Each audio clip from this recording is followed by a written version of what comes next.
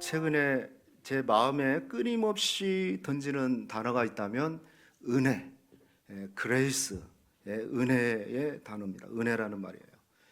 그래서 정말 내가 은혜 받아야 되는구나, 목사가 은혜 받아야 되는구나, 그런 생각이 들었고요. 그래서일까요? 어제 지난주에도 우리가 은혜의 은혜더라 말씀 전했는데, 어제 우리 교회 노예에서 장로님들이 한 30명까지는 안 오셨고 우리 장로님들과 함께 30명이 됐어요. 그래서 제가 설교를 했는데 제가 어떤 말씀을 전했냐면, 우리 장로님들이 은혜 받아야 된다. 왜 아멘을 안 하세요? 우리 장로님들 참석했지만 왜 그럴까요? 장로님들이 은혜를 못 받으면 은혜를 받아야만이 교회가 평안해요. 제가 그래서 어제도 우리 사실은 노예 장로님들 오신 분들이 은퇴하신 장로님들이 많고 또 3분의 1은 이제 시무 장로님들 오신 것 같아요. 근데 원로 장로님이면 한 교회에서 최소한 20년 이상을 장로직을 수행한 사람들입니다. 그런 분들이 있고, 그리고 뭐 교회가 오신 분들은 대부분 큰 교회 목사님들이 오셨어요. 장로님들이 오셨어요. 그래서 제가 아주 조금 상처가 되지 않을까 싶을 정도로 장로님들 은혜 받아야 된다. 장로님 될 때까지는 은혜 받기 위해서 힘쓰면서 마치 장로 되면은 은혜 이제 안 받아도 된다, 이렇게 생각하는데 더 받으시기를 바랍니다. 기도할 때 내가 우리 교회에서 11조 가장 많이 하는 장로 되게 해주소서, 성도 되게 해주소서, 그런 기도 중요하지만 그거보다 더 중요한 게 뭐냐면 우리 교회에서 은혜 가장 많이 받는 장로 되게 해주소서. 할렐루야. 제가 볼 때는 그게 중요해요. 여러분 동일합니다. 저뿐만 아니라 여기 계신 여러분들이 다른 기도, 일도 열심히 하고 뭣도 열심히 하고 다 중요해요. 필요 없다는 얘기가 아니지만 정말 중요한 게 뭐냐면 은혜 받는데 내가 최고가 되게 해주십시오. 최고로 은혜 받게 해주십시오. 그런데 문제가 뭐예요? 은혜는 사람이 줄 수 있는 게 아니에요. 하나님의 은혜를 어떻게 사람이 줍니까? 사람은 상처를 주지. 그렇죠? 그러니까 우리는 구애할 수밖에 없는 거예요. 여러분 고대 그 사막의 수도사들이, 그리고 그 수행하는 그 사람들이 그 수행법 중에 하나가 뭐가 있냐면 숨기도라는 게 있어요. 숨기도. 그 숨기도가 뭐냐면 이 사막의 수도사들은 기도하는 것이 가장 중요한 거잖아요. 근데 성경에 보면은 쉬지 말고 기도하라고 그러는데 그걸 어떻게 쉬지 않고 기도를 할까? 그래서 수도사들이 생각한 게 뭐냐면 이렇게 호흡을 한번 하고 나서 짧은 기도를 한마디를 툭 던지는 겁니다. 예를 들면 오늘 말씀대로 은혜를 주십시오. 그래서 그게 훈련화되고 공식적인 기도가 된 게 숨기도예요. 그래서 막 무슨 이런 기도하는 게 아니라 그냥 호흡 한번 하고 짧은 말을 딱 대뱉고, 급한 게 있으면 급한 거, 하나님 우리 자녀들을 지켜주십시오, 이렇게 호흡 한번 할 때마다 후 하고 나서 기도를 선포하는 거예요. 그걸 숨기도라고 그랬어요. 수도사들을 했던 그 기도인데, 제가 요즘에 약간 그런 생각이 들어요. 늘 그냥 호흡하면서 늘 기도하는 거, 기도할 것이 너무 많죠. 그렇잖아요. 머리가 아플 정도로 많은데, 그런데 그 중에 딱 한 가지를 한다면, 그게 뭐냐면 은혜의 기도예요. 은혜. 주여 은혜를 주십시오. 주여 은혜를 주십시오. 마치 이것은요, 볼링으로 얘기하면 그런 것 같아요. 볼링이 핀이 10개가 있죠. 10개가 아세요? 볼링 핀이 10개가 있는데 이 볼링을 잘하는 프로들은 어디를 맞춥니까? 킹핀을 맞춰요. 맨 앞에 있는 킹핀과 그 사이를 딱 맞춰요. 한 번에 다 쓰러뜨리려고 한 게 아니라 그 킹핀을 향해서 힘있게 던지면 킹핀이 무너지면서 나머지 9개를 싹 쓸어버리는 거예요. 저는 기도가 그거 같아요. 은혜를 달라는 것은 마치 킹펜을 구하는 것 같다, 무너뜨린 것 같다. 왜? 그거 안에 다 있기 때문에 그래요. 우리 한번 따라 해볼까요? 주여, 한번 크게 해보세요. 주여 은혜를 주옵소서. 오늘 저와 여러분에게 은혜가 임하기를 축복합니다. 그래서 오늘부터 여기 기록된 대로 끈질긴 은혜에 붙들린 인생이라는 큰 주제를 가지고 한 사람의 인물 야곱이라는 인물을 좀 우리가 조명하면서 야곱의 인생 가운데 임하는 하나님의 은혜를 우리가 받도록 그렇게 하겠습니다. 제가 찾아보니까 몇 년 전에 코로나 전에 제가 야곱에 대한 설교를 한 기억이 납니다. 그렇지만 더 큰 은혜가 있을 줄로 믿습니다. 왜 야곱이냐? 성경에 믿음의 사람들 많잖아요. 하나님과 동행한 노아, 믿음의 조상 아브라함, 출애굽의 지도자 모세, 다윗, 여러 사람이 있는데 왜 야곱일까?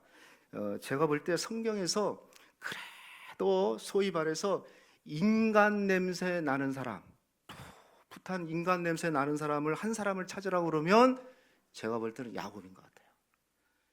다윗, 아브라함 사실 좀 특별하다 이렇게 생각이 드는데 야곱은 왠지 모르게 좀 특별하다기보다는 시작부터 끝까지 이렇게 보면은 좀 인간 냄새가 나요. 우리 야곱을 잘 알듯이 야곱은 거짓말쟁이, 욕심꾸러기, 자기 목적을 위해서라면 수단 방법을 가리지 않은 교활함이 있는 사람, 끝까지 물고 드러나는 집요함이 있는 사람, 그러면서도 한 여인을 집요하게 사랑하는 순애보였고, 그리고 또 믿음은 놓지 않고 선조 아브라함으로부터 이어지는 그 믿음과 축복, 언약의 계보를 이루고자 자기 이름을 올리고자 해서 죽기 살기로 노력했던 사람, 다시 말하면 하나님과 세상, 신앙과 성공을 겸하여 얻고자 발버둥치는 그런 사람이 바로 야곱이에요. 오늘날에 어쩌면 우리들의 모습, 우리들의 자아성을 볼 수가 있는 거죠. 인간 냄새가 푹푹 나는 우리들의 모습을 이 야곱을 통해서 볼 수가 있어요. 그런데 야곱의 삶은요, 이런 야곱의 삶은 말씀드린 대로 그렇게 순탄하지가 않았어요. 축복을 도둑질해서 야반도주했고, 그로 인해서 20년 동안 타향살이 하면서 자기가 속인 것처럼 자기도 수도 없이 속임을 당해요. 그러면서 그의 인생 말년에 자신의 삶을 스스로 이렇게 평가를 합니다. 창세기 47장 9절입니다. 내 나그네 길의 세월이 130년이니라 내 나이가 얼마 못 되니 우리 조상의 나그네 길의 연조에 미치지 못하나. 안 보여줬어요? 이제 보여주면 어떡해요? 미치지 못하나. 130년 동안 살았어요. 자기들 선조보다 젊은 나이지만, 그런데 뭐라고 얘기했습니까? 험악한 세월을 보냈다. 험악한 세월이라는 게 뭐냐면, 정확한 뜻이 뭐냐면 속을 드러나 보니까 시커멓게 타가지고 그냥 보여줄 수가 없다. 제가 아마 다는 모르지만 여기 계신 우리 성도님들도 보면 속 한번 보여주세요 그러면 속이 시커멓게 타서 그런 분도 계실 거예요. 말할 수 없는 제 속도 한번 보여드리고 싶어요. 시커멓게 탔다. 험악한 세월을 보냈다. 그렇게 고생을 했다는 거예요, 이 야곱이. 여러분, 우리 상담 용어 중에 일반화 요소라는 그런 개념이 있어요. 그게 뭐냐면은 알고 보니까 저 사람도 나 닮았네, 이런 문제가 나만 있는 것이 아닌데 아니었네, 저 사람도 나랑 똑같은 문제를 갖고 있네, 그렇게 그것을 보면서 자신의 내면에 있는 문제를 드러내게 되고 비춰지게 되고, 그러면서 치유받게 돼요. 저 집은 참 행복한 것 같은데 자세히 보니까 아이고 저 집은 부자라서 문제 없는 것 같은데 또 다른 문제가 있네. 그런 얘기예요. 실제로 그런 우리 노예 어떤 목사님이 참 젊은 목사님, 목회를 너무 멋있게 잘하는 목사님, 저보다 나이가 한참 밑인데 정국을 누비면서 부흥회를 하고 다니는 목사님이 계셔요. 근데 저는 정말 부럽더라고요. 너무 저 어떻게 하냐. 그래서 제가 조언도 얻고, 젊지만 후배지만 조언도 얻고 그랬어요. 근데 어느 순간 문자가 왔어요. 목사님한테 문자가 왔는데 만나자, 이렇게 일이 있어서 만나야 되는데, 그런데 그러더라고요. 목사님 저 한국에 없어요 그러더라고요. 목회 사표 내고 지금 아들하고 지금 유럽 여행 중에 있습니다. 왜 그러냐면 아들이 이 코로나 기간에 방에 안 나온 거야. 나오지를 않았어요. 그래가지고 이게 아예 그냥 정신 문제가 생긴 거예요. 아예 문을 딱 닫아놓고 열지를 않는. 그래서 자기는 교회가 막 부흥되고 막 그러는데 도저히 장로님들한테 목회 못 하겠습니다. 내 아들도 제대로 케어를 못 하고 있는데 내가 어떻게 합니까? 그래서 장로님들이 3개월 동안 휴가를 줘서, 다른 때는 얘기를 안 하는데 여행 가고 아빠하고 둘이 가면 여행 가서도 얘기를 안 한대요. 근데 왜냐하면 여행 가서 말이 안 통하니까 아빠 한마디를 한대요. 밥 먹으러 안 가? 가자 그러면 또 가고. 그래서 한 달 정도 됐을 때 사진을 보내줬어요. 사진을 보내줬는데 처음에 갔을 때보다 많이 얼굴이 파지고 눈빛이 돌아오고 그런 상황이 있더라고요. 그래서 저는 생각할 때 야, 나는 저 목사님 부러울 것이 없을 것 같았는데 또 저런 문제가 있구나. 그래서 기도하고 제가 아들하고 커피 사 먹으라고 돈도 보내주고 뭐 그런 기억이 납니다. 지금 그래서 유럽에 있는데요. 그래요. 우리는요 가만히 보면 나만 문제 있는 것 같지만 그렇지 않아요. 오늘 야곱이라는 인물을 통해서 우리가요 거울 속에 마치 말씀을 통해서 거울 속에 비춰지는 야곱이 아니라 내 자신을 발견하면서 회복되어지는 그런 은혜가 있기를 축복하겠습니다. 무엇보다도 이런 야곱, 정말 사기꾼 같은 그런 야곱에게 임한 끈질기고 포기할 줄 모르는 그 하나님의 은혜로 함께 하시는 그 하나님을 만나는 그런 축복이 있기를 주의 이름으로 축원하겠습니다. 오늘 말씀은 야곱의 이야기지만 실제로는 그의 아버지 이삭과 어머니 리브가의 결혼 이야기로 시작이 됩니다. 이삭이 40세 때 리브가와 결혼을 했습니다. 그런데 웬일입니까? 20년이 지났는데 두 사람 사이에 자녀가 없었던 거예요. 20년이 지났는데 자녀가 없었다? 그러면 아마 이삭과 리브가의 마음에 걱정된 마음도 있었을 것 같고, 그리고 또 한편으로는 이삭이 생각할 때는 내 아버지 아브라함도 이 아들 나 낳았는데 100살 때 낳고 25년 기다렸는데 아직 나는 젊으니까 괜찮아, 이렇게 뭐 위로를 했는지 그런 믿음을 가지고 기다렸는지 모르겠습니다. 왜냐하면 성경에 그의 20년의 삶을 기록하고 있지는 않기 때문에 그렇습니다. 자, 그런데 오늘 말씀해 보니까 20년 동안 없었던 이 아이가 드디어 아내에게 임신을 하게 되는 그런 은혜가 지금 말씀이 기록되어 있습니다. 21절 보십시오. 이삭이 그의 아내가 임신하지 못함으로 그의 아내를 위하여 간구하매 여호와께서 그의 간구를 들으시고 어떻게 했어요? 그의 아내 리브가가 뭐 했더라? 임신했더라. 20년 만에 임신하게 된 거예요. 그런데 그 임신하게 된 것이 왜 임신했다고 성경에서 얘기합니까? 이삭이 그의 아내가 임신하지 못함으로 그를 위해서 뭐 했다? 여호와께 간구했다. 즉 하나님께서 그의 간구를 들으시고 지금 임신하게 한 겁니다. 그러면 이런 생각이 들죠. 아니, 천하의 아브라함의 아들 이삭이 20년 동안 기도를 안 했단 말인가? 지금 기도한 것이 지금 처음일까? 물론 성경에 기록되지 않기 때문에 정확히 알 수는 없지만 제가 볼 때는 왜 기도를 하지 않았겠어요? 20년 동안 결혼하고 20년이 됐는데 기도한 것이 분명합니다. 그런데 제가 볼 때는요, 오늘 말씀은 이전과 다른 방식으로 아마 이삭이 다른 태도로 기도를 하지 않았나 그런 생각이 들어요.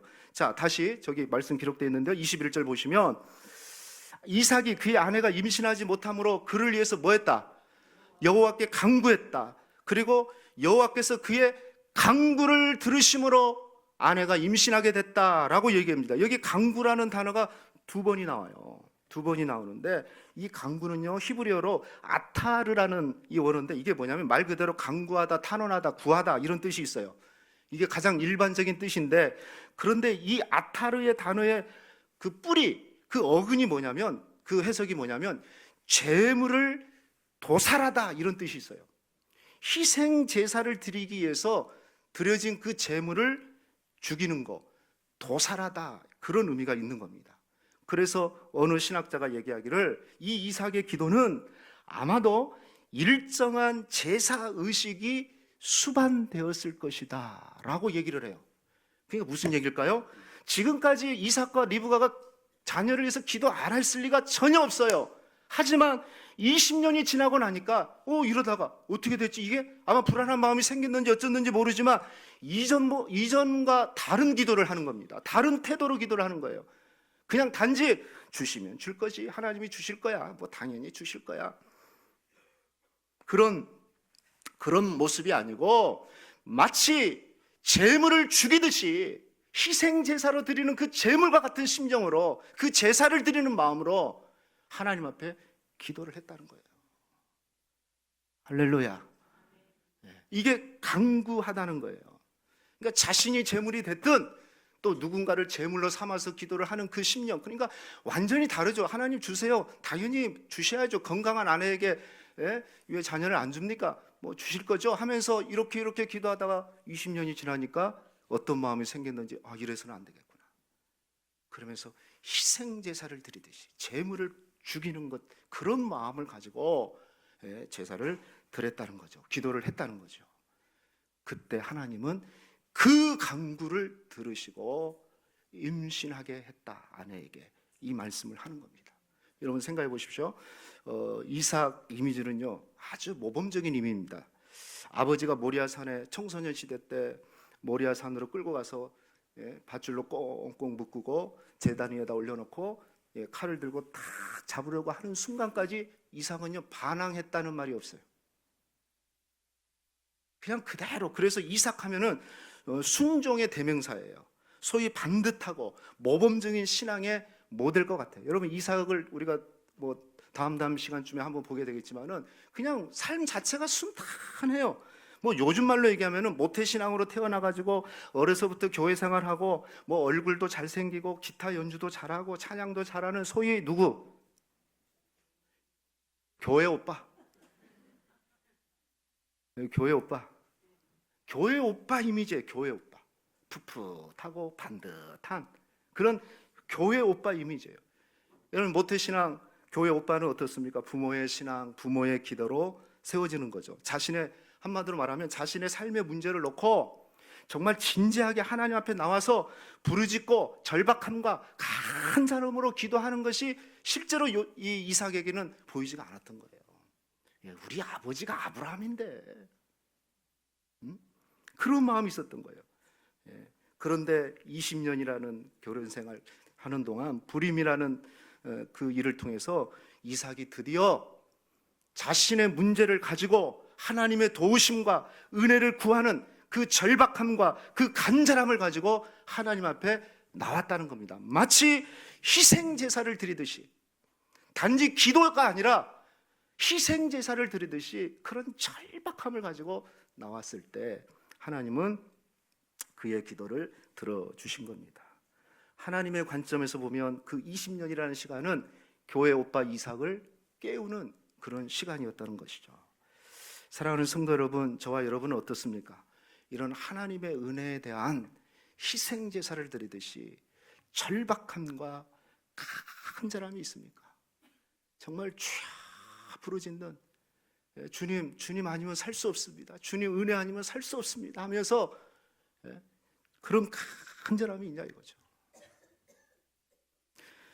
제 얘기에서 뭐 했던 얘기지만 또 한 번 드리면 양해를 구합니다. 저는 중학교 2학년 때 예수님을 믿었어요. 근데 정말 첫 은혜가 너무 강력했습니다. 그리고 지금까지 왔어요. 뭐 교회란 것이 없는 곳에서. 그래서 은혜 받고 뭐 중학교 3학년 때부터 나는 목사 돼야 되겠다. 생활기록회도 목사다. 직업 목사. 고등학교 때 직업 목사. 그렇게 왔어요. 그래서 은혜 받고 이제 신학교를 갔는데 나는 정말 은혜로웠거든요. 너무 감사하고 너무 좋았어요. 근데 신학교에 와서 시험이 들었어요. 왜 시험이 들었냐면 거기 한 80명 정도, 같은 반에 80명 정도가 됐어요. 근데 거기 있는 그 학우들이, 그 친구들을 가만히 보니까 막 은혜 충만하고 다 그러는데 가만히 보니까 저하고는 다른 족속들이었어요. 왜? 가장 집안을 보니까 가장 그래도 믿음이 없다는 표현보다는 그냥 아들이 뭐냐면 권사님 아들, 그 다음에는 장로님 아들, 그리고 한 30% 40%가 대부분 신학교에 온 친구들이 목사님 자녀였어요. 근데 저는 그때 저희 부모님도 안 믿고 우리 식구가 6남매인데 딱 믿는 사람이 한 사람, 우리 가족 중에는 내 위에 누나, 바로 우리 누나만 믿었어요. 야, 이거 큰일이다. 신학생들 앞으로 목회하는 길에 목사님, 여러분들의 길은 부모의 기도를 통해서 열어집니다. 그런데 아이고야, 우리 부모님은 지금 소 키우고 있는데, 지금 농사지고 있는데. 그래서 우리 때 그런 말이 있어요. 아버지가 목사면은 금수저, 장로님이면 은수저, 권사님이면 죄송해요, 뭔 수저예요? 그 다음에 동수저, 그리고 아무것도 아닌 집사도 아니고 아무것도 아니면 흙수저. 저는 흙수저예요, 흙수저. 그래가지고 야, 안 되겠다 싶어가지고 제가 친가와 애가를 그 형제들이 많거든요. 아버님, 누님 형제들이 또 어머니 그 형제들이 굉장히 많은데 싹 한번 찾아봤어요. 예수 믿는 사람이 몇 명 있는가? 다 전화하고 물어보고 다 했는데 우리 고모 누나, 그러니까 고모 딸인데 저한테는 누나가 되는 그 누나 딱 한 사람 믿더라고. 야, 은혜였어요. 그래서 안 돼, 시간을 내 가지고 저 성수동에 살았는데 제가 시간을 내 가지고 찾아갔어요. 전화를 하고 찾아갔는데 그 누나 집이 제가 지금도 기억해요. 지금은 이제 권사님 돼서 잘 믿고 있는데 집이 요만한 단칸방에서 사는 거예요. 부엌도 없는 단칸방에서 사는 거예요. 예? 나는 잘 살 줄 알았어. 근데 그 단칸방에서 살고 있는 거예요. 그래서 찾아가가지고 누나 내가 이번에 신학교 갔어요. 그러니까 막 기도해주고 울고 감사하더라고요. 그래서 사정을 들어보니까 마침 그때가 또 장날이라고 부부 싸움을 해가지고 그 남편 되시는 그분이 성경책을 몇 개를 다 찢어놔가지고 그 안에 나를 보여주는 거예요. 어제 대판 싸웠다. 예수 믿지 말라고 그런다. 뭐 성경 찢고 이게 한두 번이 아니다. 뭐 그걸 보여준 거예요. 깜짝 놀랐죠. 야, 예수 믿는 거 쉽지 않구나. 예? 뭐 그런데 어떻게 해요? 그런 가운데서도 포기하지 않고 그러면서 제 마음에 그런 생각을 했어요. 저는 그래서 실학교 다닐 때 항상 사역하면은 교회 가면은 기도를 그 교회에서 가장 많이 하는 권사님한테 딱 매달려요. 왜? 우리 어머니가 기도를 못 하니까 권사님이 좀 기도를 해주세요. 그래서 제가 간곡하게 부탁을 드려요. 그리고 그뿐만 아니라 그랬던 것 같아요. 나의 이런 삶이 오히려 내 마음에 그런 생각이 들어요. 진짜 한번 기도해야 되겠다. 그래가지고 제가 그때 지금은 이제 뭐 갈 일도 없고 갈 수도 없는 것 같은데 그 신학교 다닐 때 한 달에 두세 번은 흑수저들이 모여가지고 어디를 갔냐면 삼각산을 갔습니다. 자, 삼각산 아시죠? 저쪽에 그 삼각산을 가가지고 비누리 하나 딱 진짜 우리 뭐 믿음의 선배들은 다 그렇게 했잖아요. 그래서 거기 보면 능록봉이라는 데가 있어가지고 여기서 조용기 목사님이 기도했다는 그 자리가 있어요. 그래서 빨리 가야지 그 자리를 차지하는 거예요. 그 놓치면은 이제 그 옆에서 그 사람 나가기를 기다리면서 진짜 뭐 그때 그 말이 진짜였어요. 기도하면서 소나무 흔들면서 뿌린다는 것이 그게 거짓말이 아니에요. 진짜로 그렇게 기도를 했어요. 겨울에는 그 이 유리통에 들어가가지고 비닐 유리통에 들어가고 이렇게 씌워가지고 숨 나오게그만 하면서 막 주님 도와달라고 기도하고 아마 제 생각에는 그래요. 그때가 지금보다 더 간절하지 않았나. 그래서 더 기도하지 않았나 그런 생각이 들어요. 사랑하는 성도 여러분, 이삭과 같이 풋풋하고 반듯한 신앙도 우리가 가져야 되지만 정말 은혜를 사모하는 간절함과 그 절박함이 어쩌면 우리에게 필요하지 않나.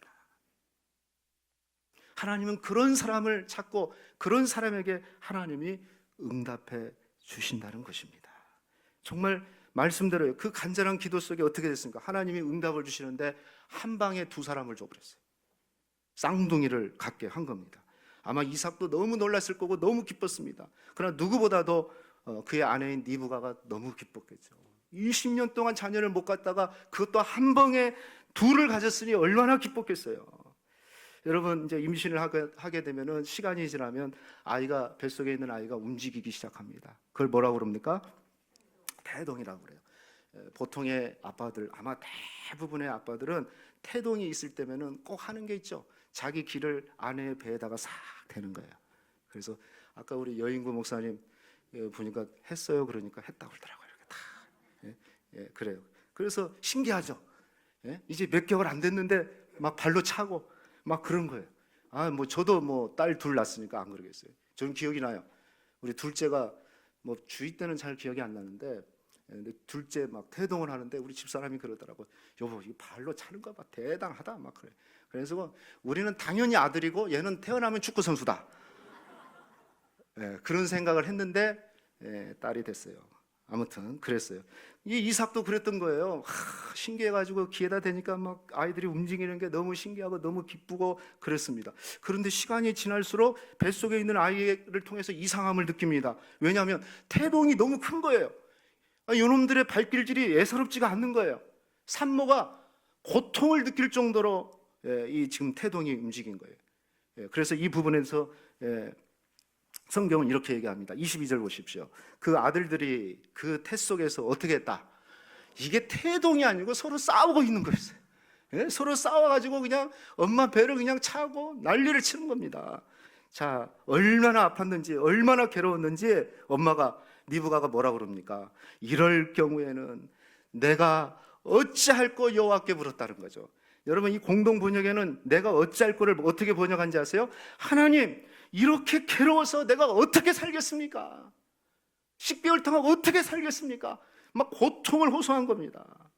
그때 하나님께서 응답을 주셔요. 예?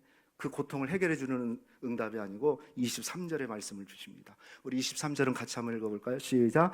여호와께서 그에게 이르시되 두 국민이 내 태중에 있구나. 두 민족이 내 벽중에서부터 나누이리라. 이 족속이 저 족속보다 강해졌고 큰 자가 어린 자를 섬기리라. 아니, 깜짝 놀랄 얘기를 합니다. 뱃속에서 두 아들이 있다고 하지 않고 두 나라가 있다.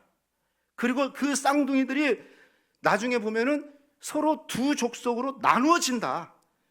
뭐 좋아요. 여기까지는 좋아요. 뭐 리더들이 된다는 거니까 좋아요. 그런데 놀라운 게 뭐냐면 형이 동생을 섬길 것이다.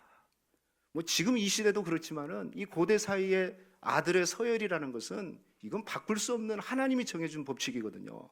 그런데 오늘 말씀해 보니까 형이 동생을 섬긴대요. 이 소식에 깜짝 놀랍니다. 여러분, 여기서 오늘 우리가 꼭 드리고 싶은 말씀이 이겁니다. 어떻게 태중에 있는데, 뱃속에 있는데, 뱃속에 있는데 하나님께서 이런 결정을 할 수가 있느냐?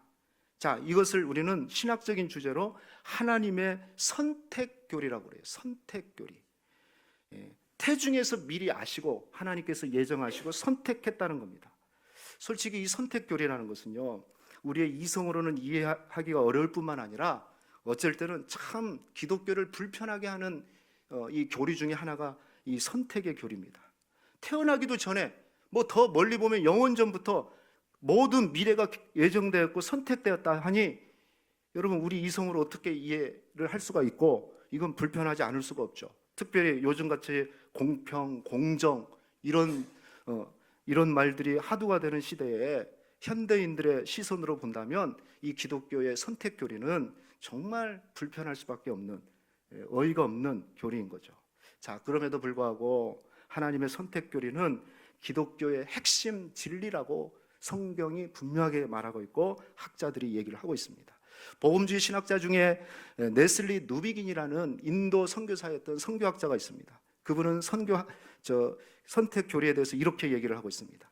기독교의 가르침 가운데 선택교리만큼 심한 조롱과 분노의 대상이 되었던 것은 없을 것이다. 전능하고 사랑이 많으신 하나님이 특정한 한 사람이나 한 부족을 선택해서 특정한 사랑과 관심을 두신다는 것은 이해하기 어려울 뿐더러 무식한 이기주의로 비춰진다. 그럼에도 선택교리는 성경의 핵심 진리요 가르침이다 라고 얘기를 합니다. 그렇습니다. 이것은 이분의 얘기가 아니라 사실은 성경 곳곳에 기록되어 있죠. 가장 대표적인 것 한 말씀을 전한다면 우리가 잘 아는 에베소 1장 4절인데요. 이해를 돕기 위해서 현대인의 성경으로 제가 읽어드리겠습니다.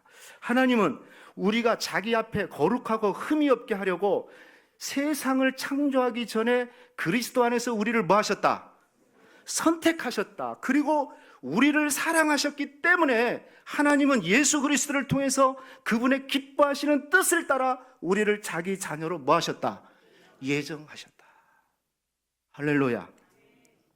하나님은 우리를 자기 앞에서 거룩하고 흠이 없게 하시려고 세상이 창조되기 전에 그리스도 안에서 우리를 선택하셨다는 겁니다. 그리고 우리를 너무 사랑하셔서 그의 기쁘신 뜻대로 그리스도로 말미암아 우리를 자기 자녀로 삼으셨다. 여기 그분의 기쁘신 뜻, 이게 뭡니까? 쉽게 얘기하면 이거예요. 하나님이 좋아서 그렇게 했다는 거예요. 내가 너희를 선택하고 보니 너무 좋다. 선택하는 게 너무 좋다.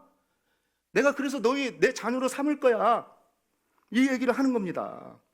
자신이 기뻐하신 뜻에 따라서 선택하시고 자녀로 삼았다는 겁니다. 이게 선택이에요. 하나님은 우리를 창세전에 선택하셔서 오늘 주의 자녀로 삼으시고 오늘 이곳까지 인도해 주신 줄로 믿습니다. 자, 그런데 야곱과 에서의 이 선택의 그렇다는 부분에 대해서 사도 바울은 신약에서 이렇게 주석을 달아요. 로마서 9장에 보면 좀 길지만 한번 보십시오. 공동 번역으로 이해를 돕기 위해서 공동 번역으로 제가 읽어 드려 보겠습니다. 그 아들들이 아직 태어나지도 않았고 따라서 선이나 악을 행하기도 전에 하나님께서 리브가에게 형이 동생을 섬기게 될 것이라고 하고 말씀하셨습니다. 그러나 하나님께서는 사람의 선행을 보시고 불러주신 것이 아니라 당신의 뜻대로 불러주시며 선택의 원리에 의해서 당신의 계획을 이루십니다 라고 말씀을 했고요. 그리고 13절 말씀해 보니까 그것은 나는 야곱을 사랑하고 예서는 미워하였다고 기록된 성경의 말씀대로입니다. 그렇다고 하나님이, 그러니까 그렇다고 이렇게 사랑하고 이렇게 선택하셨다고 하나님이 공정하지 못하다고 말할 수 있겠습니까? 절대로 그럴 수 없습니다. 16절 하나님의 선택을 받고 안 받는 것은 인간의 의지나 노력에 달려 있는 것이 아니라 뭡니까? 오직 하나님의 자비에 달려 있는 것입니다. 하나님이 하셨다는 거예요. 그냥 간단하게 얘기하면 야 내가 했는데 누가 시비 걸어? 그 얘기예요. 여러분 우리가 구원받는 거 구원받을 자격이 있어서 구원받은 게 아니잖아요. 근데 내가 너 선택해서 너 구원시켰는데 누가 시비 걸 사람이 있어? 없다는 거예요. 우리의 선과 악, 인간의 의지와 노력에 달려 있는 것이 아니고 하나님의 자비, 하나님의 은혜, 긍휼에 달려 있다는 겁니다. 바울이 전하가는 핵심이 뭡니까? 선택은 오직 부르시는 분, 그 선택하시는 분의 절대 주권에 있다는 거예요. 절대 주권에. 그래서 이 선택에 대해서 내가 이해할 수 없다고 해서 하나님을 향해서 불평할 수 있느냐? 불평할 수 없다. 불평할 수도 없고 해도 안 된다 이 말이죠. 조금 더 이해를 돕기 위해서 오카노 목사님이 이 부분에 대해서 이렇게 설명을 했어요. 선택은 인간의 이성으로 추적할 수 없는 고지가 있다. 하나님은 선택 교리가 우리의 이성과 지성으로 감당할 수 없는 차원임을 아시고 성경에서 항상 설명 없이 사실만 던져주신다. 우리와 논쟁도 안 하시고 우리의 질문에 일일이 답하려고 하지도 않으신다. 할렐루야.